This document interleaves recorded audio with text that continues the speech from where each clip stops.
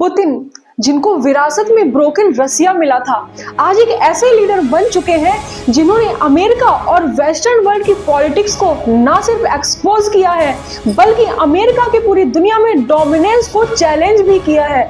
लेकिन कैसे पुतिन एक केजीबी एजेंट से इतने पावरफुल लीडर बन गए, जानेंगे आज की इस वीडियो में। तो चलो फिर शुरू कर लेते हैं।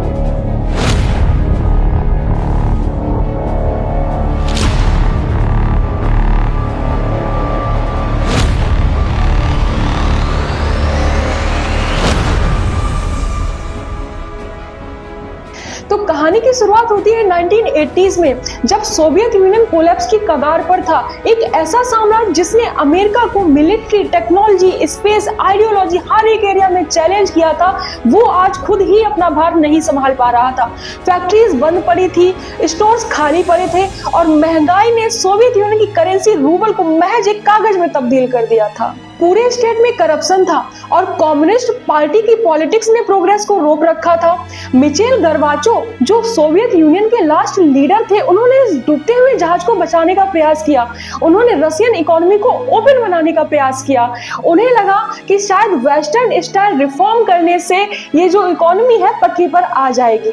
लेकिन उनकी ये पॉलिसी बैकफायर कर गई और लोगों को ये फ्रीडम मिल गई कि वो सरकार को क्रिटिसाइज कर सकते थे, जो कि वो दशकों से नहीं कर पा रहे थे। और इसका परिणाम ये हुआ कि लोग इंडिपेंडेंस की डिमांड करने लगे, प्रोटेस्ट करने लगे और वो सड़कों पर उतर आए। इस प्रोटेस्ट को देखते हुए 1999 में सोवियत यूनियन के कुछ हेडलाइनर्स ने कूप स्टार्ट किया और गर्बाचो को उनके ही घर में हाउस अरेस्ट कर लिया।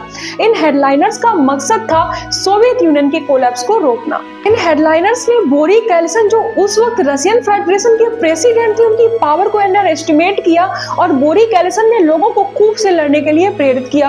लोगों ने कूप को नलीफाई कर दिया और इसी के साथ सोवियत यूनियन के जिंदा रहने की आखिरी उम्मीद भी खत्म हो गई।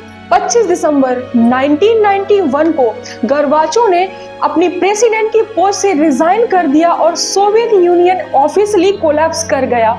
सोवियत यूनियन की जगह ली रशियन फेडरेशन ने, जो कि बिखरा हुआ था, ह्यूमिलेटेड था और एनार्की की कगार पर था। 1990s रशिया के लिए बिल्कुल नर्क जैसा था।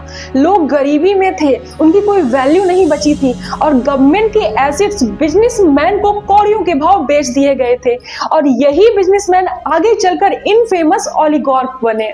हालत ऐसी हो चुकी थी कि रशियन करेंसी रूबल की वैल्यू गिरती जा रही थी, लोगों की सेविंग्स खत्म होती जा रही थी, यहाँ तक कि स्टेट वर्कर्स और सोल्जर्स को भी वेतन नहीं मिल रहा था।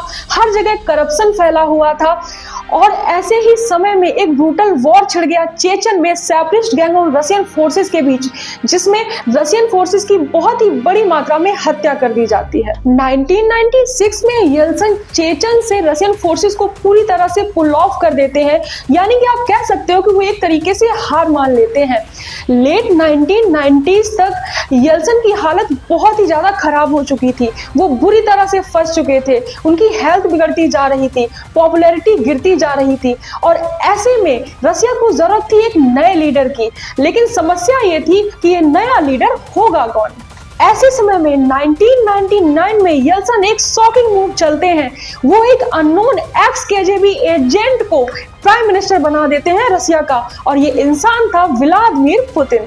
पुतिन के पीएम बनते ही सितंबर 1999 में मॉस्को में अपार्टमेंट बिल्डिंग्स को बॉम्ब कर दिया जाता है। इस बॉम्बिंग के लिए रशियन गवर्नमेंट चेचन के मिलिटेंट्स को ब्लेम करती है और कुछ ही दिनों में पुतिन, जो कि अब रशिया के एक्टिंग प्रेसिडेंट बन चुके थे, चेचन का फुल स्केल इन्वेजन लॉन्च कर देते हैं। और ये इन्वेजन चेचन की पहली वॉर की तरह नहीं था, बल्कि इस बार पुतिन चेचन को पूरी तरह से डिस्ट्रॉय कर देते हैं और ये क्लियर कर देते हैं कि वो येल्त्सिन नहीं है, वो मैन ऑफ एक्शन है जो रशिया के प्राइड को एक बार फिर से रिस्टोर करेंगे। इस वॉर के बाद अप्रूवल रेटिंग्स भी बढ़ती चली जाती हैं और ये 2000 में रशिया के फाइनल ऑफिशियल प्रेसिडेंट बन जाते हैं। और ऐसे समय में किस्मत भी पुतिन का साथ देती है और ग्लोबल ऑयल प्राइसेस बढ़ने लगते हैं, क्योंकि Russian Russian economy crude oil के एक्सपोर्ट पर टिकी है, इसलिए रसिया की इकोनॉमी की हालत भी सुधरने लगती है और इसी मौके का फायदा उठाते हुए पुतिन भी रसिया की पावर को कंसोलिडेट करते हैं।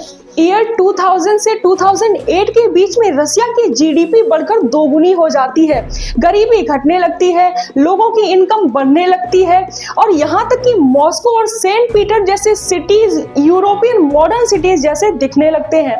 वहीं दूसरी तरफ पुतिन वेस्टर्न लीडर जैसे जॉर्ज बुश के साथ में अपने रिलेशंस को बेहतर बनाने का प्रयास करते हैं, यहाँ तक कि वो नाटो के साथ में भी अपने रिलेशंस को बेहतर बनाने का प्रयास करते हैं। लेकिन जल्दी ही उन्हें इस बात का रियलाइजेशन हो जाता है कि यूएस और यूरोप ये दोनों ही कंट्रीज उन्हें एक इक्वल कंट्री की तरह ट्रीट नहीं करते।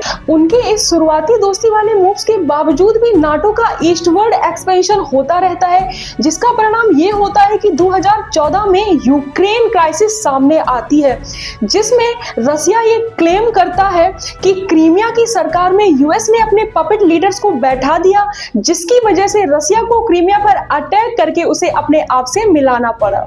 पुतिन के ही इंटरवेंशन से सीरिया में अमेरिका रिजीम चेंज नहीं करा पाया और अभी जो प्रेजेंट टाइम में यूक्रेन वॉर चल रही है उसे भी वेस्ट एक अनप्रोवोक्ड इन्वेजन के तौर पर देखता है, जिसमें रूस यूक्रेन को हथियाने का प्रयास कर रहा है।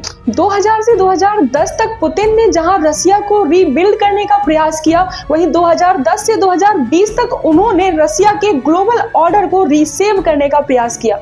उन्होंने न सिर्फ अमेरिका की डोमिनेंस को चैलेंज किया, बल्कि इंडिया, चाइना और मिडिल ईस्ट जैसी कंट्रीज के साथ अपने रिलेशंस को भी बेहतर करने का लगातार प्रयास किया है। वहीं दूसरी तरफ रसिया का पर्सपेक्टिव ये है कि नाटो का लगातार रसिया की तरफ एक्सपेंशन की वजह से उसको एग्जिस्टेंशियल थ्रेट्स आ रहे थे, जिन थ्रेट्स को रोकने के लिए रसिया ने यूक्रेन पर अटैक किया। अब यहाँ से रसिया कहाँ तक जाता है ये तो आने वाला वक्त ही बताएगा, लेकिन एक चीज तो बिल्कुल ही क्लियर है कि व्लादिमीर पुतिन ने अपने आप को 21st सेंचुरी के सबसे ज्यादा कंसीक्वेंशियल लीडर के रूप में सीमेंट कर दिया है। तो अगर आपको ये पावरफुल लीडर व्लादिमीर पुतिन का वीडियो बहुत ही अच्छा लगा हो या थोड़ा सा भी अच्छा लगा हो तो एटलीस्ट इसको 1% के साथ में तो जरूर शेयर कर लीजिएगा। Thank you so very much. Radhe Radhe सभी को।